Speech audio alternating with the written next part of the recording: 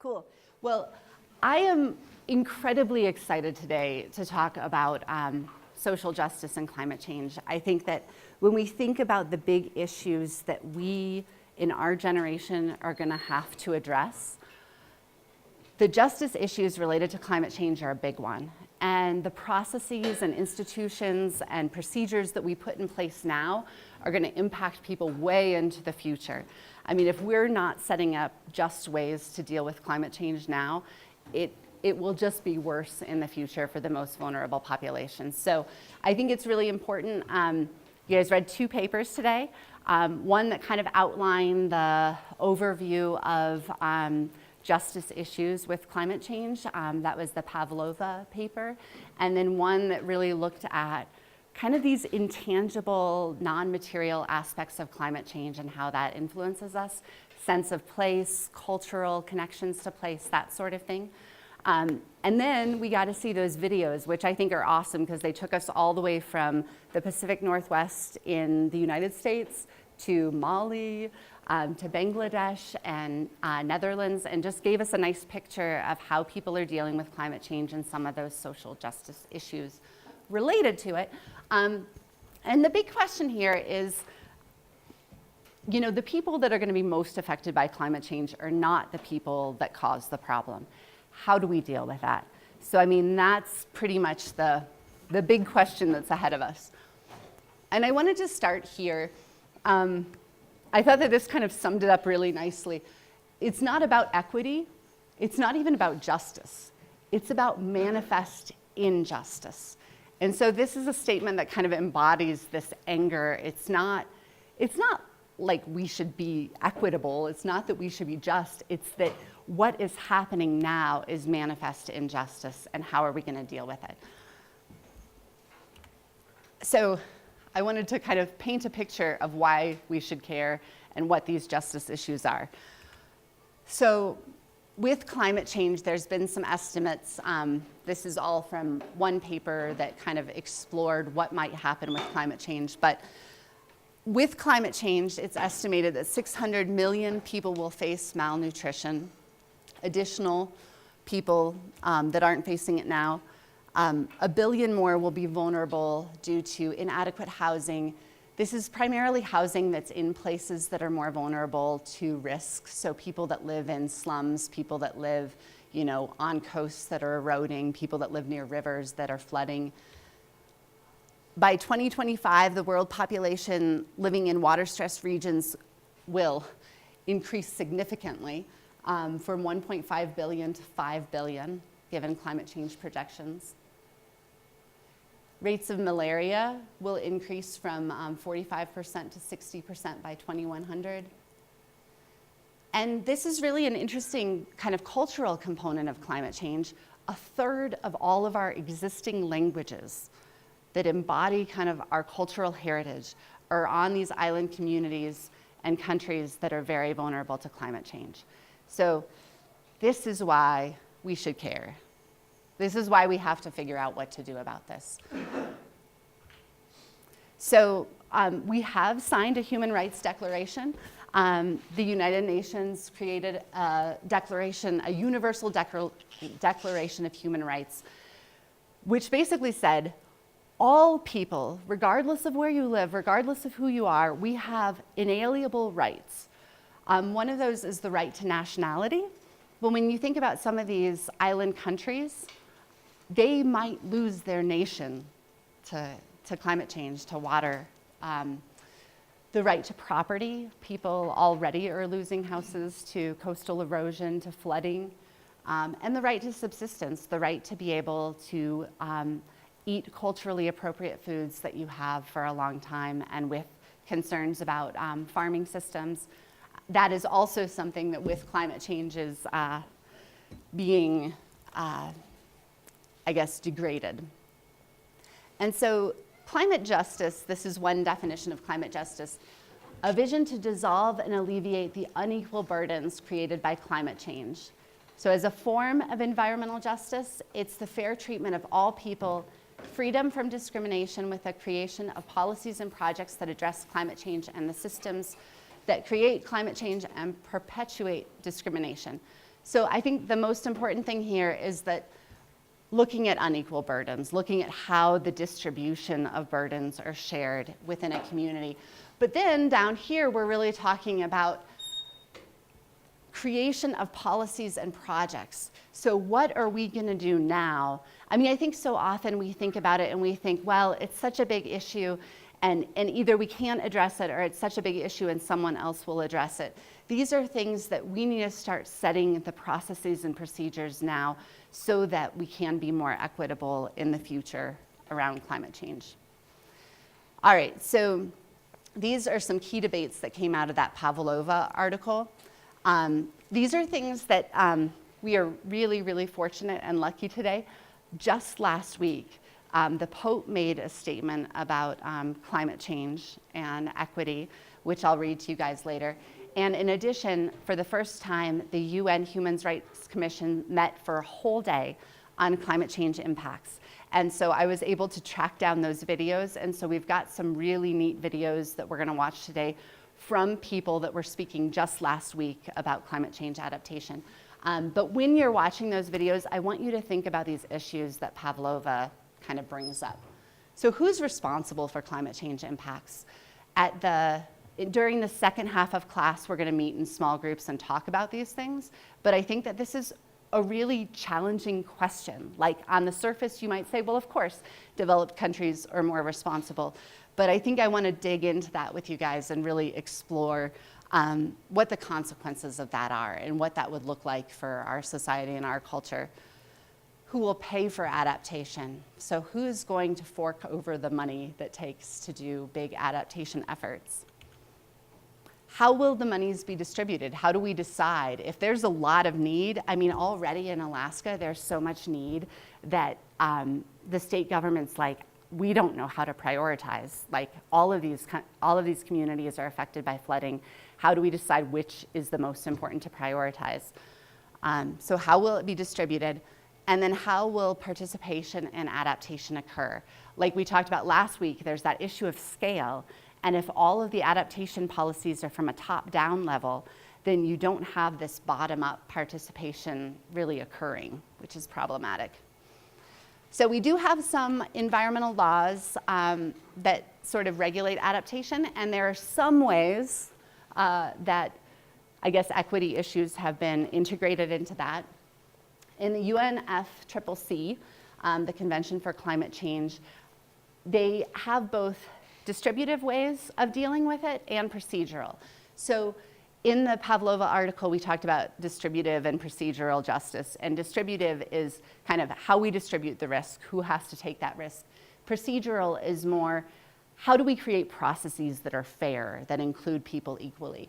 So in the UNFCCC, they say we have a duty to assist based on our ability to assist.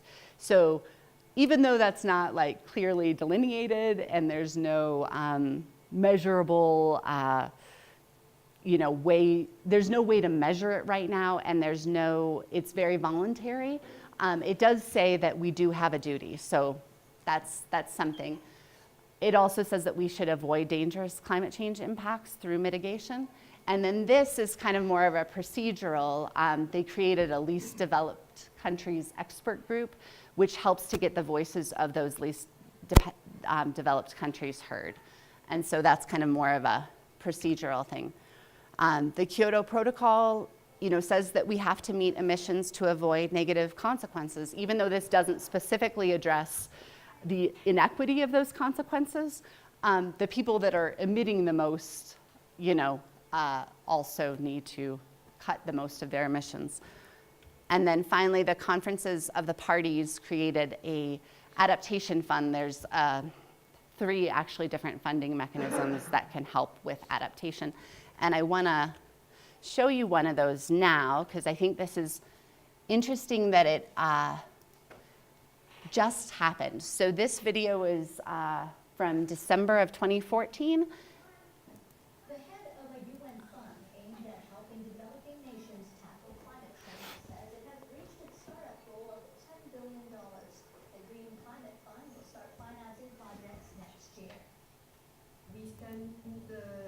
Close to $10.2 billion equivalent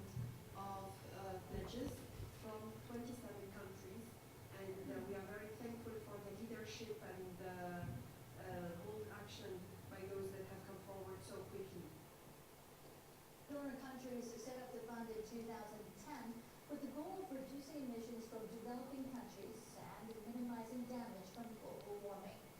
The United States has pledged $3 billion. Japan and Britain both gave more than $1 billion. Peru is the current chair of the UN Climate Conference and also made a pledge. The fund's executive director called for further cooperation in raising funds, including from the private sector. Officials say they hope to increase annual pledges so that by 2020 they can take in $100 billion per year.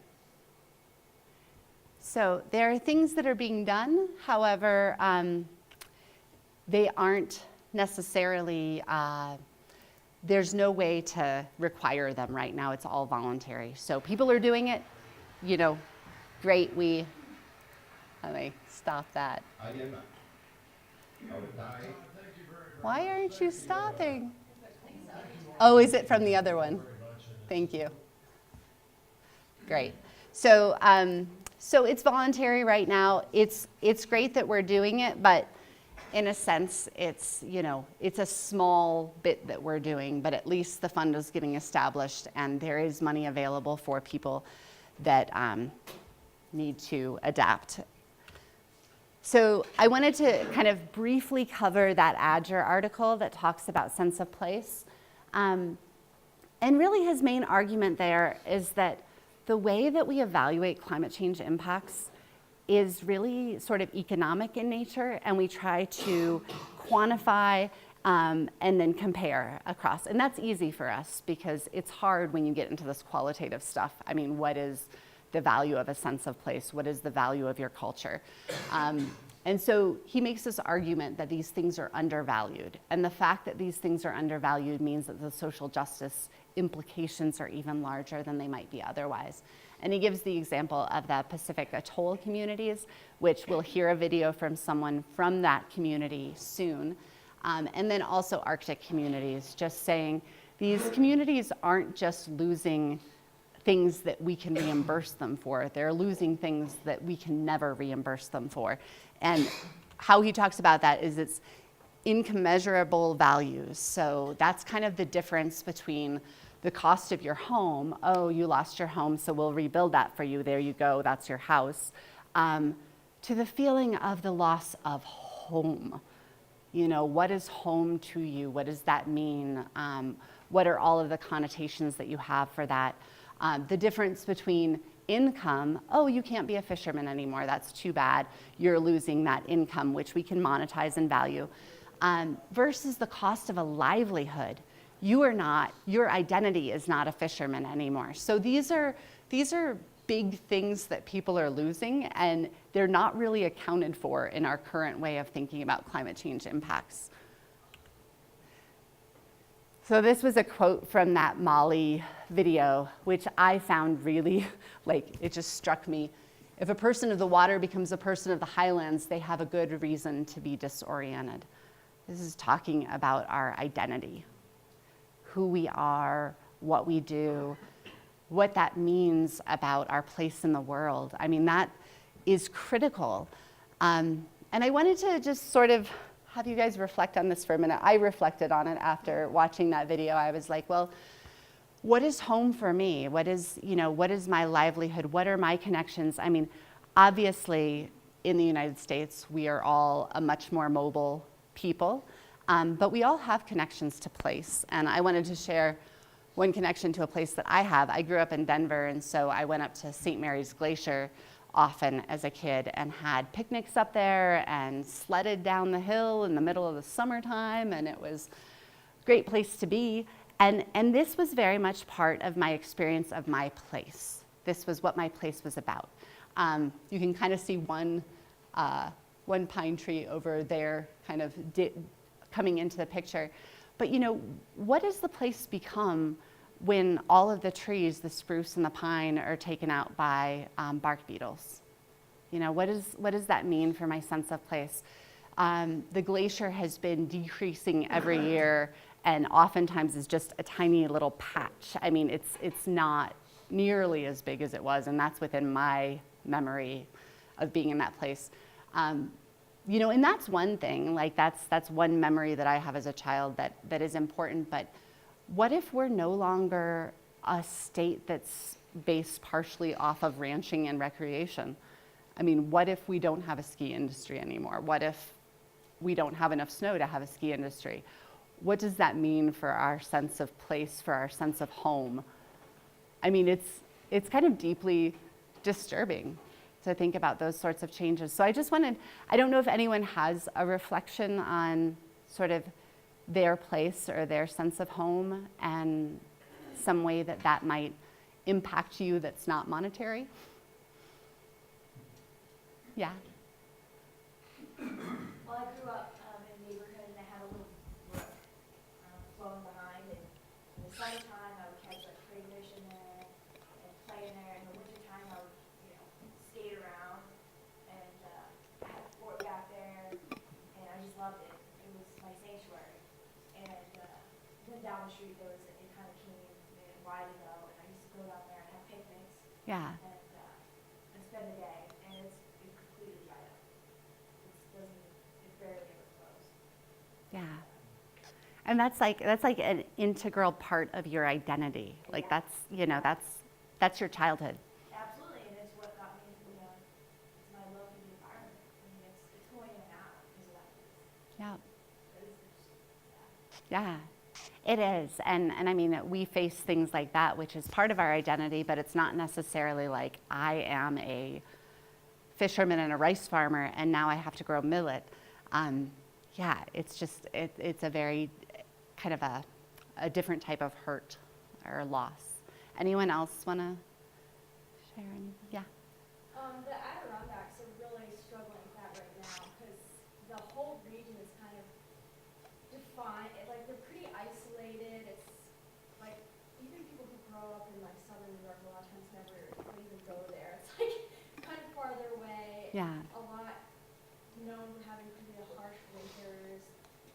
The peaks have like the highest amount of alpine vegetation anywhere in the Northeast. And they're forecasted by 2100, well, I think on like high emission scenario or something, to have a climate similar to like the Blue Ridge Mountains. Like, that's Yeah. crazy. Yeah. So, and they will be losing the types of habitats that people associate with the Adirondack Park. Yeah. So that's been like one pretty crazy thing. Yeah. That like, just people are so wrapping their heads around everything. Yeah. Yeah. Well, I just wanted to bring that up to bring it home in the sense of, do we care that people lose their homes in the broader sense of home? Do we care that people lose their livelihoods? Can we empathize with that because of what we care about our places? And I would challenge you to think about, I'm sure that many of us do empathize with it, but how far would we go to help those communities maintain those things? Or how do we even compensate for that? I mean, can you compensate? In that video of Molly, when we heard about all of these different people that were interviewed who, they had lost their homes.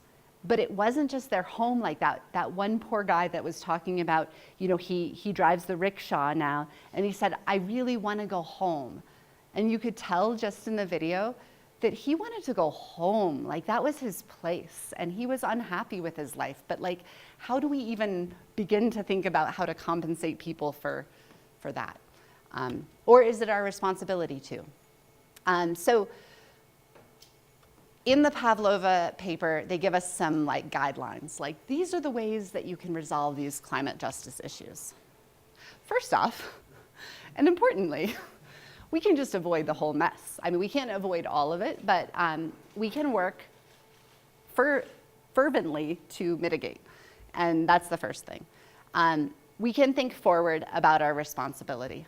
The way we're living now gives us a responsibility in the future to people that live elsewhere. And we can think about that. We can think about how to integrate that and sort of make that something that people in the future take that and make it into processes that will help people adapt in the future. Putting the most vulnerable first, this is often a really, really challenging thing to do from my knowledge of Alaska. There are a lot of people that are vulnerable, and being able to assess, well, is your vulnerability and your lack of your home greater than this person's vulnerability and their loss of their home? It's just a hard, I have a challenge with that, just because I think in some sense it's easy, in other senses it's really hard, because it comes down to a value judgment, you know, of, well, who is most vulnerable? And then also making sure that there's equal participation for all. So these are more distributive, the top ones, and this is more procedural, thinking about, you know, how do we bring people into the process. So, reasons for hope.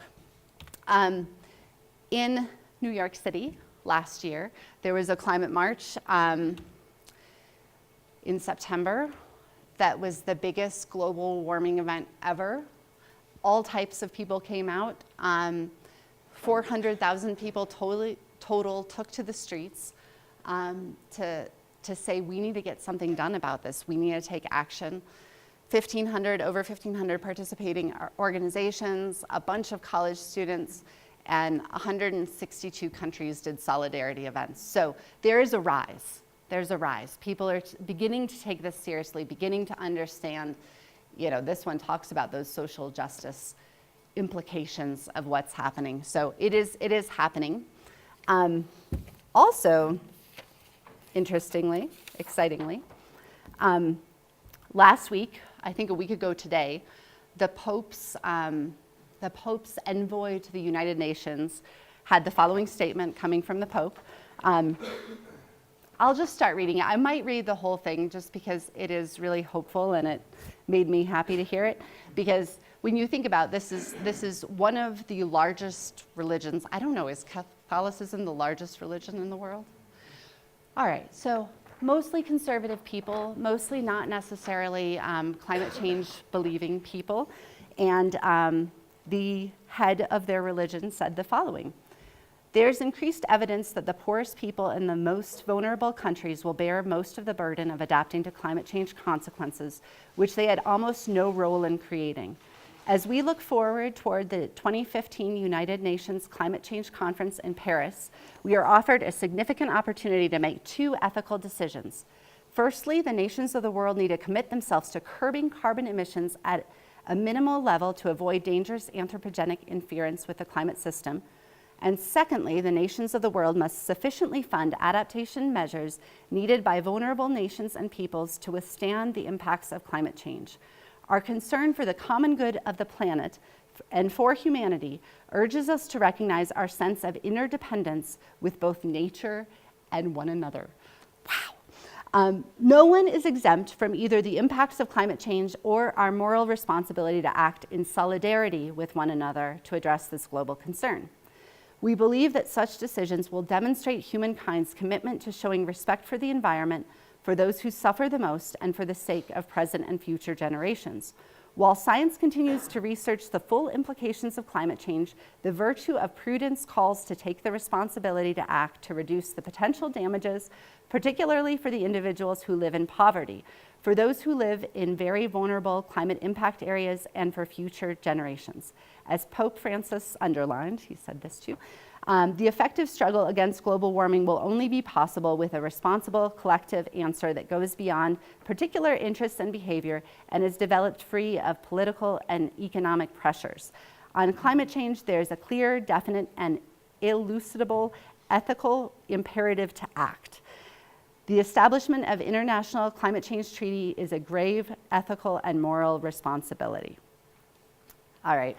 I might stop there, but if you want to read the whole thing, it's just exciting, because it's like, wow, okay, this is kind of a big change. Like, this is kind of a new move forward. And in other statements, you know, he's criticized capitalism. He said, you know, we need to think about how our consumption is affecting people in other places. And pretty neat. Not a Catholic, but proud of him. So the other exciting thing that's happening is that at the last Conference of Parties in Lima last year, there was a huge emphasis on human rights. It was held in Peru, and I think because it was held in Peru, there was the ability for people that maybe would suffer some of the impacts of climate change to have a stronger voice. And so during that conference, they said, we're going to consider a pledge not just to respect, but also to protect, promote, and fulfill human rights, and to integrate those protections into all climate actions. So this was also a big thing. So we've got individuals taking to the streets, we've got the Pope speaking out, and we've got one of the leading bodies on climate change saying human rights are important. So it's good stuff. And then this happened last week, which is pretty neat.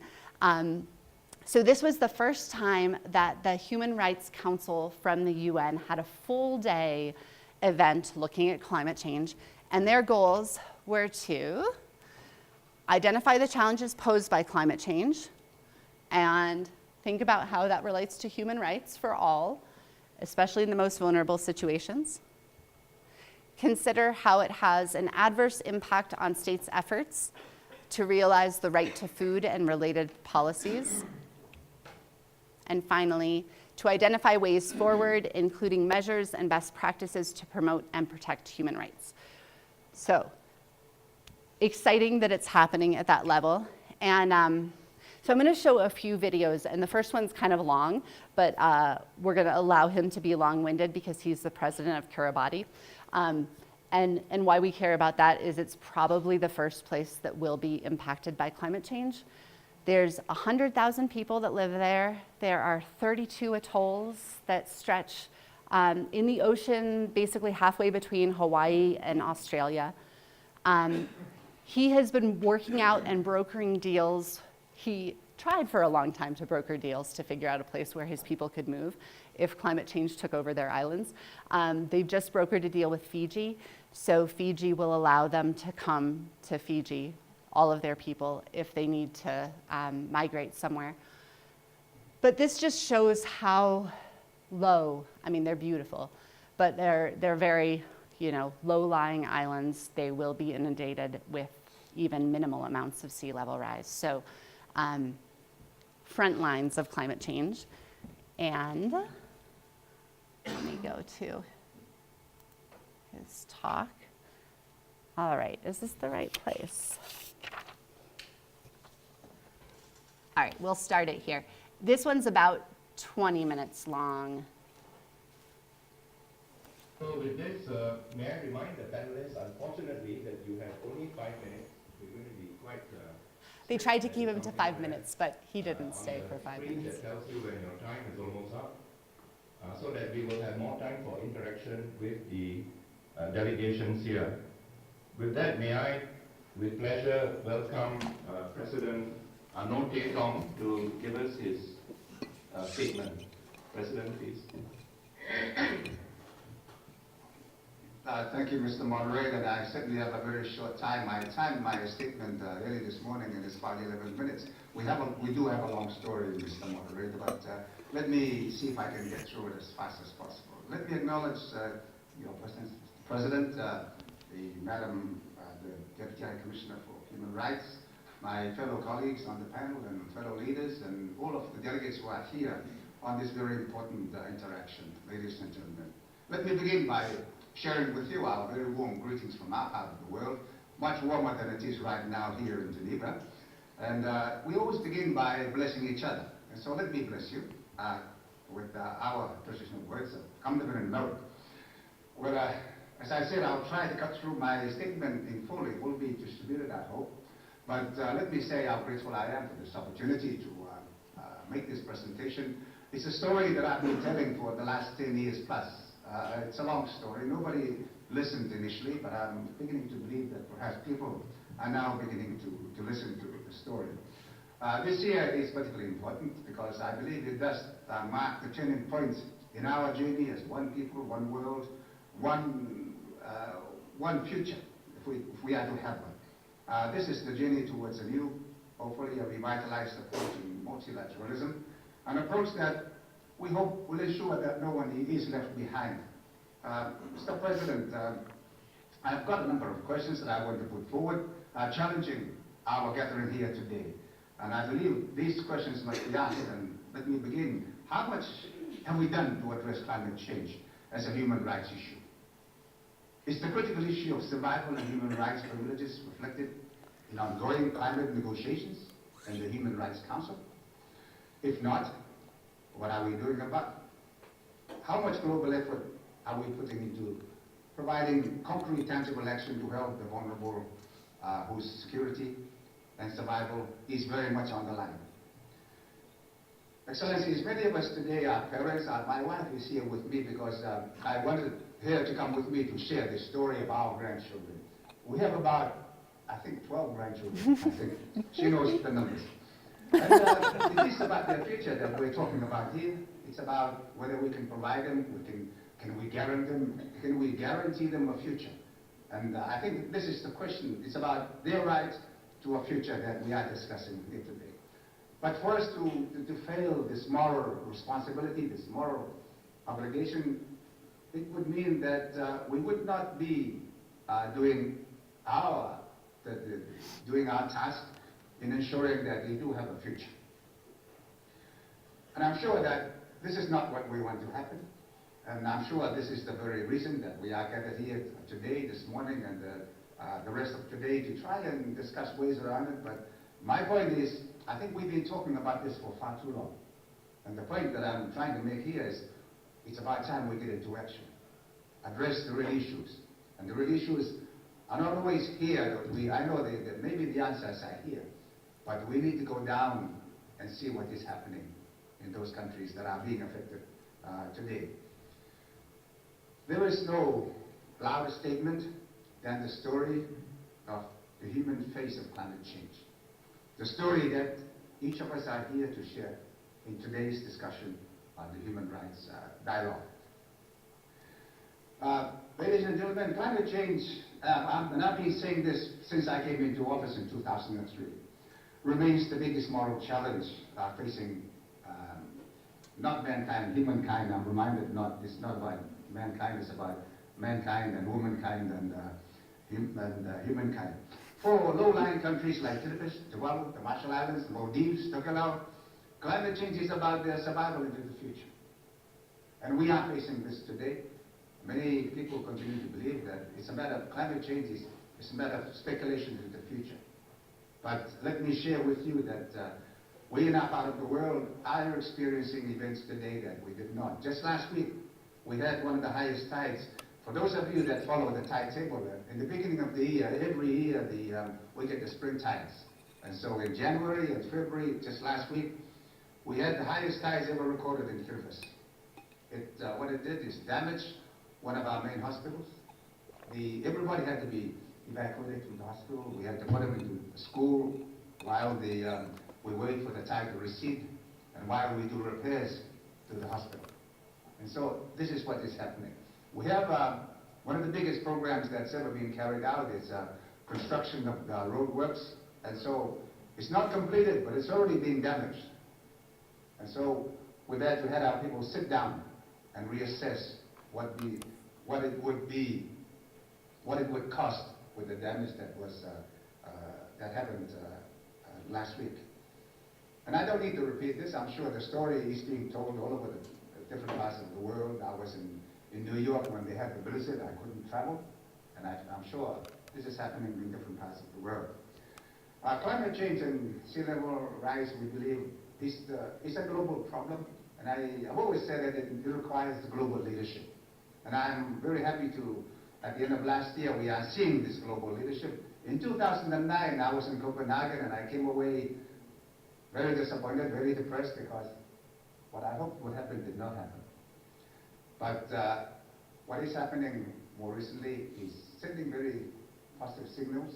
The commitment at the end of last year to the deal between the United States and China was a very positive sign. During the end of last year, I had the opportunity to meet with the President of France, who will be chairing the upcoming UNFCCC. He has given an undertaking that he will try to do his best to ensure that we have a positive outcome in Paris. The Prime Minister of India has also indicated that he's willing to come forward to the party. So here we are getting the major players to come to the party, and I'm hoping very seriously that we would have a positive outcome at the end of this year. But ladies and gentlemen, let me tell you one other story. For those of us on the front line, it really does not matter what is agreed to in Paris, because we will continue to go underwater. And that is the story that I want to share here. It's about the challenge of what is the Human Rights Council going to do about it. What is the rest of humanity going to do about it? Because that is our story. Regardless of what comes out in Paris, we would like to be able to reverse it if we could do it. We would like to be able to ask of the global community, can we reverse climate change? But the reality is that it will not happen. So the next step is the global community willing to come forward? Is this council willing to make a contribution towards getting some real action on the ground so that we can give some sense of comfort, some sense of security to our people? For our part, we have gone ahead and done some things on our own, because the rate of progress of the global community, the international community in dealing with this has been very, very slow. And so we've gone ahead, we bought land in Fiji. We are very grateful for the Fiji government and the people that they've been happy and willing to welcome us if ever there was need to do that. But of course, there is always the politics of every issue.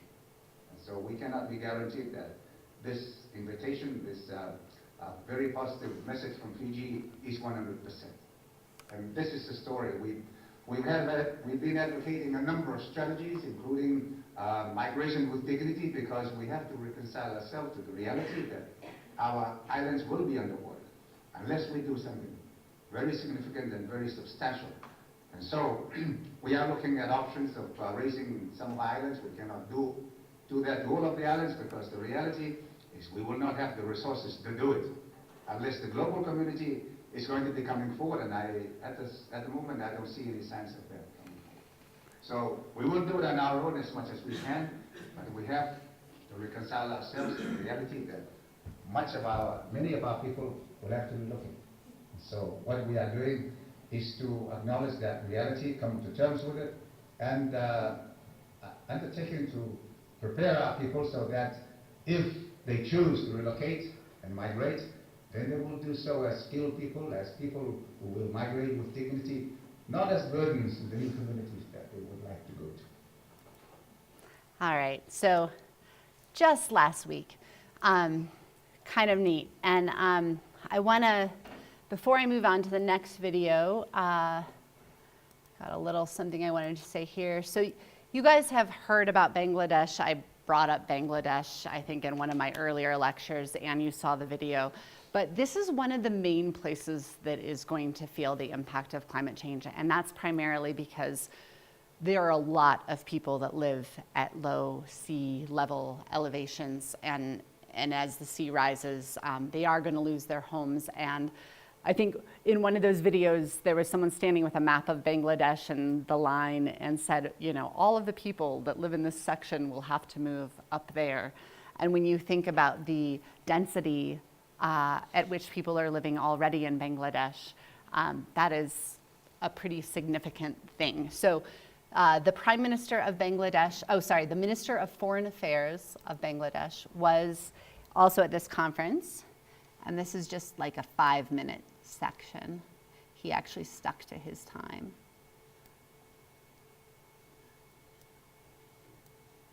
All right, I'll start it there. We're going to fight for. But I can't be as lenient on everyone else, because you're neither president or in the front line. Unless you have more than 12 grandchildren, you get an extra 20 seconds. With that, I have the pleasure to invite the Minister of Foreign Affairs, Mr. Abul Hassan Mahmood Ali, to address us. Thank you, Mr. Moderator. Honorable President of Kiribati, President of the Council, Special Envoy of the Secretary General, Mary Robinson, Deputy High Commissioner for Human Rights, distinguished panelists, excellencies, ladies and gentlemen. Let me applaud the Council for convening this discussion. It is timely as climatic vulnerabilities grow and work continues on wrapping up a robust, legally binding outcome this December in Paris. In 2013, UN Secretary General's high-level global panel identified climate change as one of the 5 challenges that the world needed to address in making transformative shifts, quote unquote, over the next decades. Today, the LDCs, states and Africa are recognized to face unique circumstances and have special needs. Millions at the bottom of development pyramid in these countries are exposed to various climatic shocks. Slow onset disasters like river erosion, desertification, groundwater contamination, or inland salinity intrusion may not make headlines, yet impact people's living. Compelled, many often move out of their home states as a result. While much of these are known, we may have missed their cumulative impact on majority population, their complex vulnerabilities, lack of resilience and coping capacities, and the corresponding need for external support measures. In Bangladesh, climate change continues to significantly affect people's lives and livelihoods. It is not merely an issue of development, but a grave issue of survival. The estimated loss due to climate change impacts for Bangladesh amounts to 2 to 3% of GDP. More importantly, much of the precious social and economic developmental gains run a risk. That clearly threatens the effective and full enjoyment of a range of human rights like the right to life, right to food, adequate housing, safe and adequate water, access to health and education. It is therefore logical that in the context of any climate change negotiations, human rights perspectives should also bring into focus the fact that climate change hits the poorest of the countries, of peoples, of communities the most. Ladies and gentlemen, in vulnerable situations which often transcend borders, individuals suffer also because of poor resilience and inadequate responsibility to climate change. Consider what it means for countries or people with much less coping capacities or resources. Clearly, for small island countries or low-lying riparian countries like Bangladesh, climate change poses existential threat. Therefore, for millions of farmers, fishermen, artisans, women, the interface of climate change, human rights, evokes questions of injustice, dignity, well-being that forms the basis of Universal Declaration of Human Rights. As we speak of full enjoyment of a wide range of human rights, let us acknowledge that across countries, communities and people, the capacity and vulnerability of the affected often vary widely. This relates to the critical issue of equity and how we ensure that all people affected by climate change can draw on resources and support measures fairly, equitably and with dignity. In this context, a key issue is the limited capacity, resource endowment capabilities in the developing world, particularly the countries with special needs. Excellencies, ladies and gentlemen, before concluding, let me convey that though Bangladesh is one of the most vulnerable countries, we have installed around 4 million solar home systems, 1.5 million improved cooking stoves, developed stress-tolerant crop varieties. Being an LDC, we have mobilized US dollars 385 million from our own resources for adaptation and mitigation interventions. Out of our commitment to shared responsibility back in 2012, Bangladesh Prime Minister Sheikh Hasina pledged to pursue a low-carbon growth path. We remain actively engaged in the global climate negotiations as also in the Human Rights Council. Bangladesh remains actively engaged with other states to advance a focused discussion in the Council. We have also made a modest contribution of $5,000 US to OHCHR for this purpose. All that we are doing not out of choice but out of our commitment to shared responsibility for a shared prosperity. It is to raise the voice of 160 million people. The way forward is for the international community to step up their commitments and actions resolutely, objectively, and make a choice to let the collective conscience speak and let the silent millions fighting climate change survive. Thank you. All right. So I thought that that was pretty powerful, his statement of shared commitment. As a country that's really facing a lot of the risk, the fact that people are working so, I mean, of course they're working, they need to do that for their population, but that they do feel like this is really important to share the risk with other countries. The next speaker will talk about sort of Indigenous people and Indigenous rights and how those are impacted by climate change.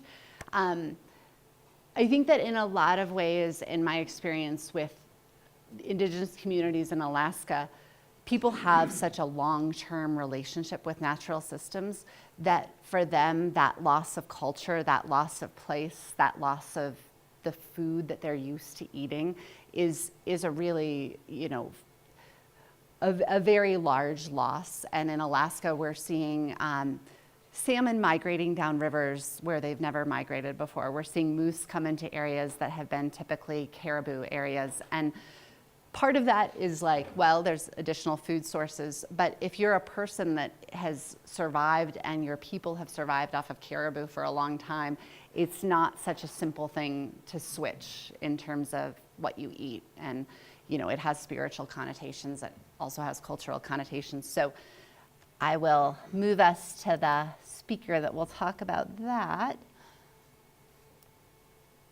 I'm skipping a few of them. If you guys are interested in these other sections, I'll post the link to the whole thing online. Oop.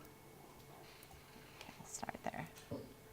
On this issue, to underline the fact that states need to respect human rights in the implementation.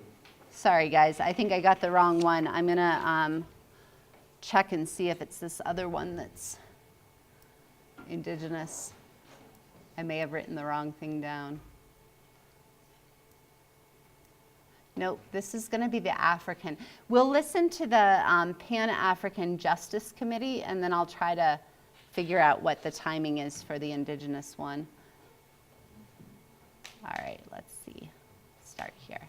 To fight for this, what we do need to agitate for is to ensure that human rights are appropriately considered in a way that helps Africans who will be among the most affected people on earth. In this regard, we need to ensure that a broad understanding of human rights is used.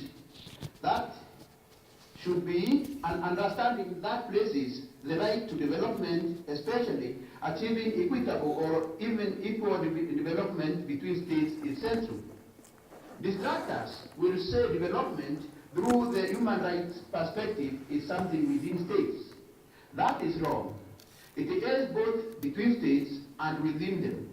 To address climate change adequately, development between states is essential, as that is the link to the UNFCCC regime.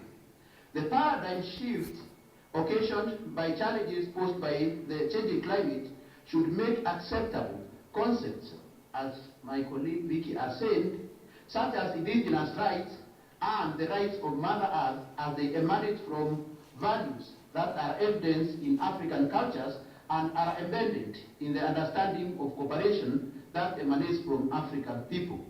They are the foundation, for instance, of the cooperation needed to ensure the right to food for all Africans.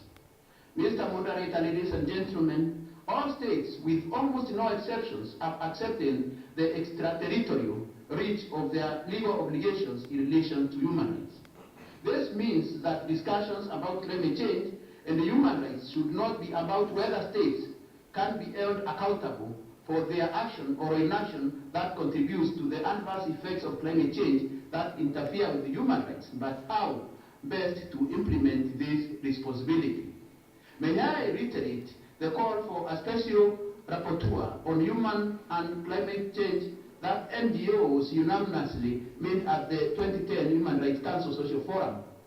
No other timely moment could inspire the appointment of such a rapporteur than the countdown to the decisive Paris Climate Conference, which will conclude discussion on a new climate change agreement. As this may come into reality soon, looking at the enthusiasm we have seen the panel with, allow me to use this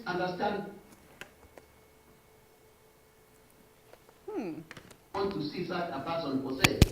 That is one, understanding of different values, understanding of the right to development, detailed knowledge of the UNFCCC climate change negotiations, and the ability to connect with victims with a demonstrable evidence of having made a significant effort to do so.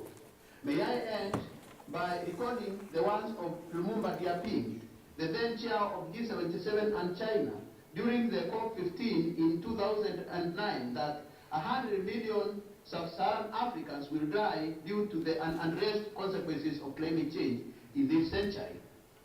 As I was leaving Nairobi to participate in this panel, the government of Kenya had issued a famine alert and was shipping emergency relief food and water to farming communities facing starvation due to prolonged climate-related drought and insufficient rainfall. The consequence of this is that funds earmarked for infrastructure projects such as roads, provision of health services, and providing quality education to children will be diverted to address climate-inspired disasters. This is a cycle our country and communities are used to. This is the life we go through every day, every year. And in Matthew, someone somewhere caused this problem and has defiantly refused to take responsibility. I thank you all.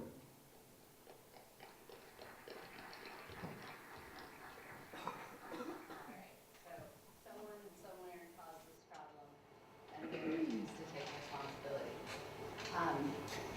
So that was the Pan-African Justice Secretary. If you guys want to watch that Indigenous, I don't know exactly this clip, but I think that I could find it if you guys would like to watch it.